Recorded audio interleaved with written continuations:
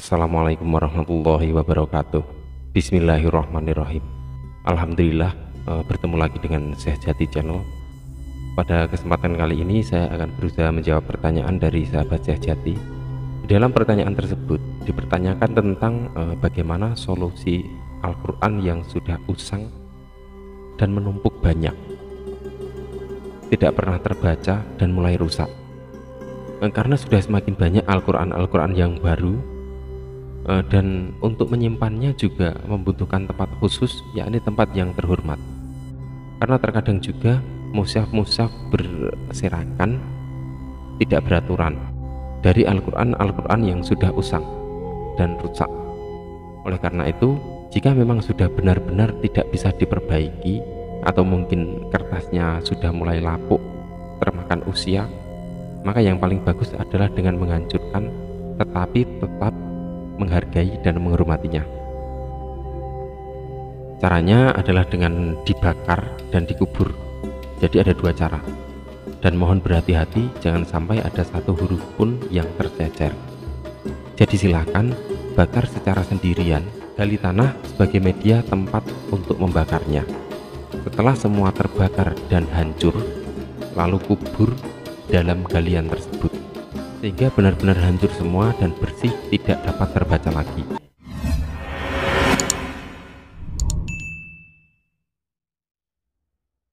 Jadi ada dua cara, yaitu dengan dikubur di dalam tanah dan dibakar. Cara yang pertama atau yang dikubur ini diterangkan di dalam mazhab Hanafi dan Hambali. Al-Haswaqi, ulama mazhab Hanafi, mengatakan mushaf yang tidak lagi bisa terbaca dikubur sebagaimana seorang muslim. Sedangkan ulama yang lain juga berpendapat, maksudnya lembaran-lembaran mushaf itu diletakkan di kain yang suci, kemudian dikubur di tempat yang tidak dihinakan, seperti contoh tempat sampah, dan tidak boleh diinjak.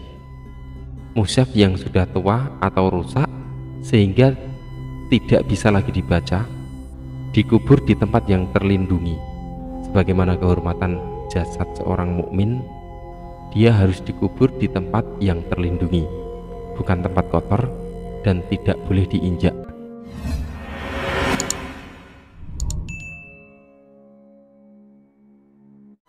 Kemudian cara yang kedua adalah dengan cara dibakar.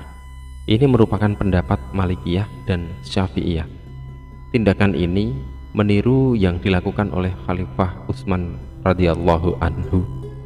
Setelah beliau menerbitkan mushaf induk atau Al-Imam, beliau memerintahkan untuk membakar semua catatan-catatan mushaf yang dimiliki semua sahabat.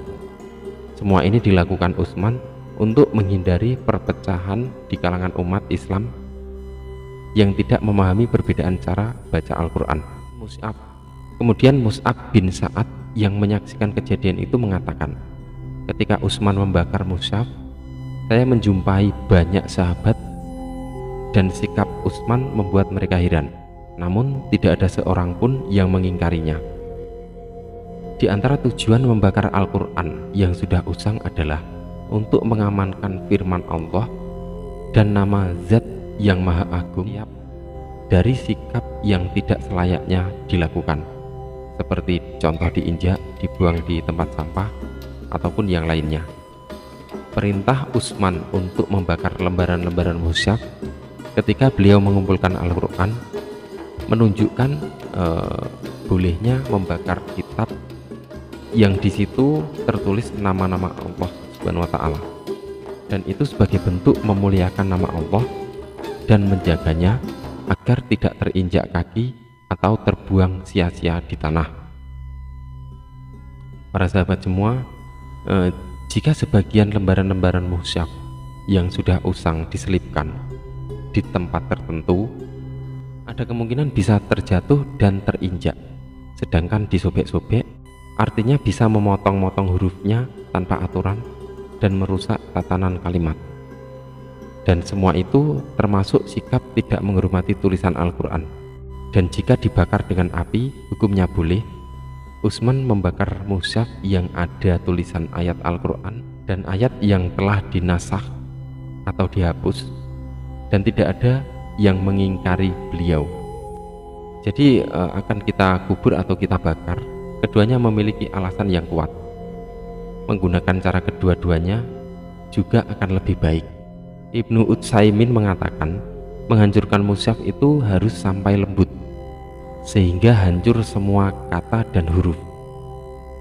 Dan ini sulit, kecuali jika ada alat untuk menghancurkan yang lembut, sehingga tidak ada lagi tulisan huruf yang tersisa. Para sahabat semua, jadi kita tidak perlu bingung lagi.